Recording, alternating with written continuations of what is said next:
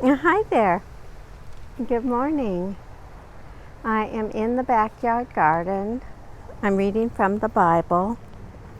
Today I'm reading from the book of Luke, the Gospel according to Luke.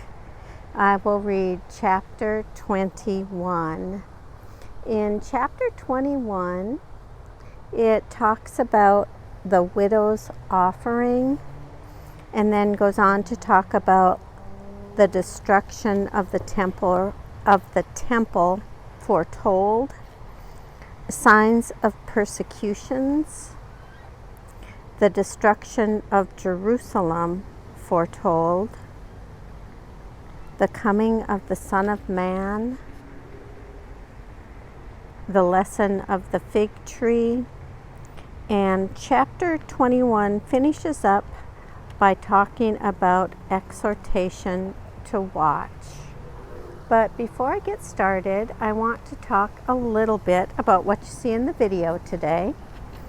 Today I'm showing you a flower pot that we have. There's a bunch of flower pots there, but the one I'm focusing on is the blue one in the foreground. And in this flower pot, there are marigolds, and you can see some parsley kind of in the foreground, and right up in the middle is a tomato plant coming out of that pot. So there's the pretty marigolds. They're the first ones that we're seeing. There are some in several other areas of the garden, but this is the first in this flower pot that we see. Okay, enough about the garden.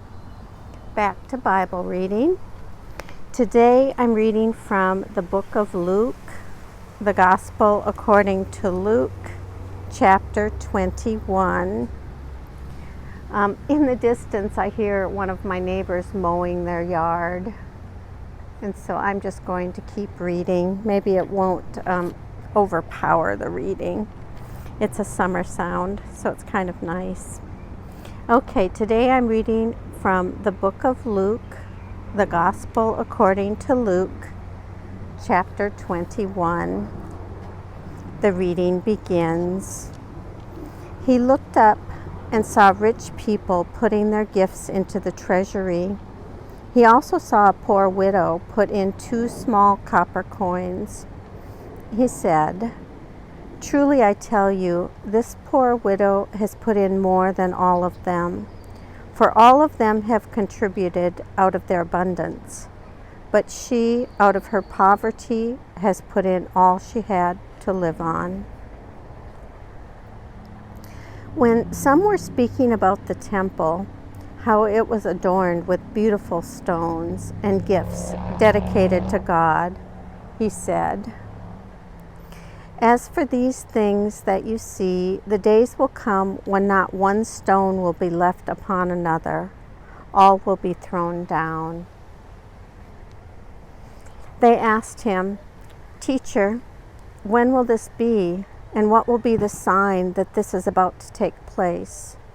And he said, "Beware that you are not led astray, for many will come in my name and say, 'I am he,' and the time is near.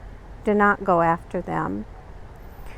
When you hear of wars and insurrections, do not be terrified, for these things must take place first, but the end will not follow immediately."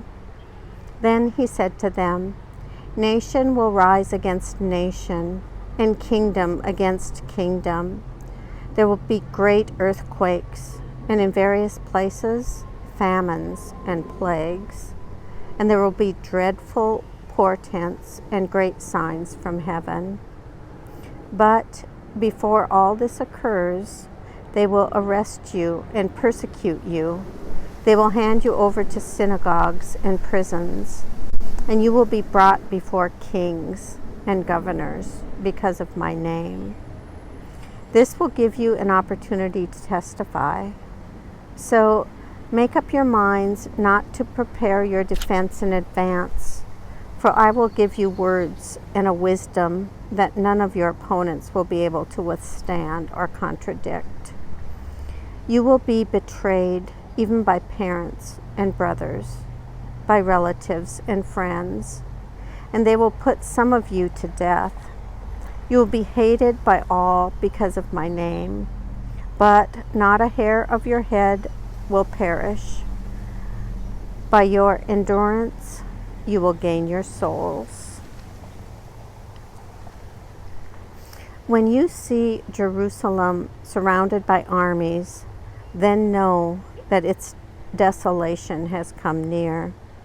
Then those in Judea must flee to the mountains, and those inside the city must leave it, and those out in the country must not enter it. For these are days of vengeance, as a fulfillment of all that is written. Woe to those who are pregnant and to those who are nursing infants in those days, for there will be great distress on the earth and wrath against this people.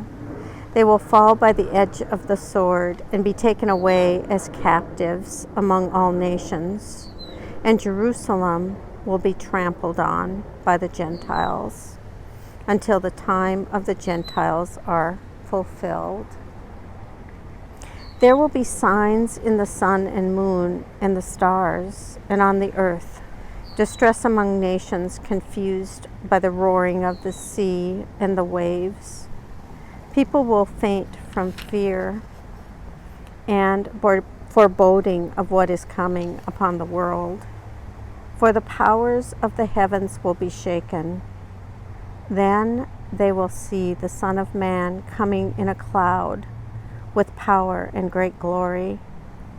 Now, when these things begin to take place, stand up and raise your hands, because your redemption is drawing near. Then he told them a parable. Look at the fig tree and all the trees.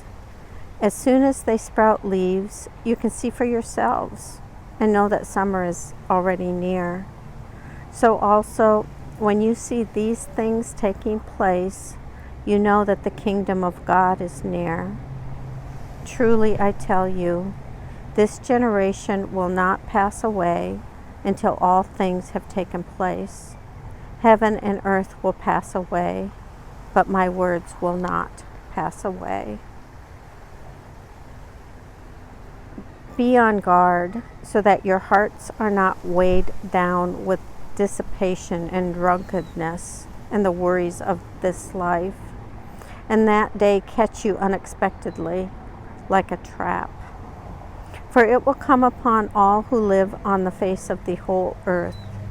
Be alert at all times, praying that you may have the strength to escape all these things that will take place, and to stand before the Son of Man. Every day he was teaching in the temple, and at night he would go out and spend the night on the Mount of Olives, as it was called. And all the people would get up early in the morning to listen to him in the temple. Here ends the reading of chapter 21, the book of Luke, the Gospel according to Luke.